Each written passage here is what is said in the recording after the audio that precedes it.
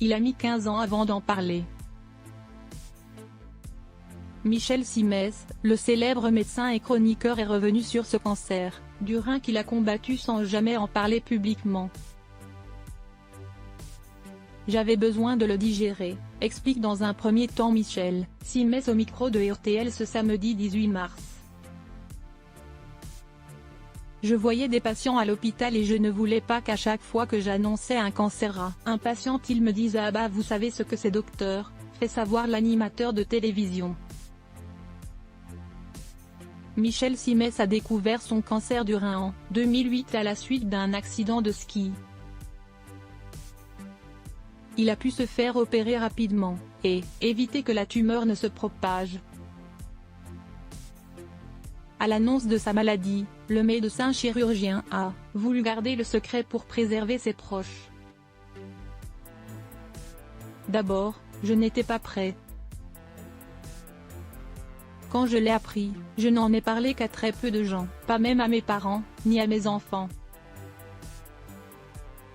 Je ne voulais pas les inquiéter, avait-il confié, dans nos colonnes en octobre dernier. Son fils aîné, Romain, a appris la maladie lorsqu'il a eu 18 ans. Quant au plus jeune Elias, il a eu connaissance du combat de son père un mois avant la parution du livre « Rien n'est impossible, mon histoire pourrait être la vôtre », dans lequel Michel Simès l'annonce.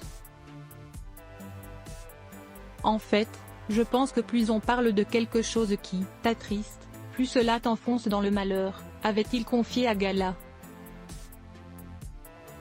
Mais aujourd'hui, le célèbre docteur parle de sa maladie surtout pour inciter les Français à se faire dépister. J'ai voulu en parler parce que je pensais que ça pourrait déclencher un certain nombre de dépistages. Moi j'ai été dépistée par hasard, après un accident de ski. Mais le hasard et la chance on peut les provoquer aujourd'hui. On peut les provoquer grâce à la médecine. En effet,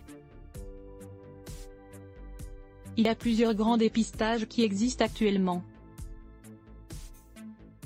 Les cancers du sein, du col de l'utérus ou encore du côlon peuvent être dépistés rapidement. Mais beaucoup de personnes n'anticipent pas ce genre de maladie.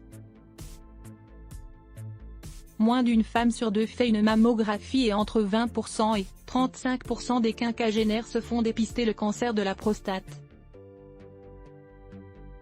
Article écrit avec la collaboration de 6 Médias Crédit, photo, Cédric Perrin Best Images.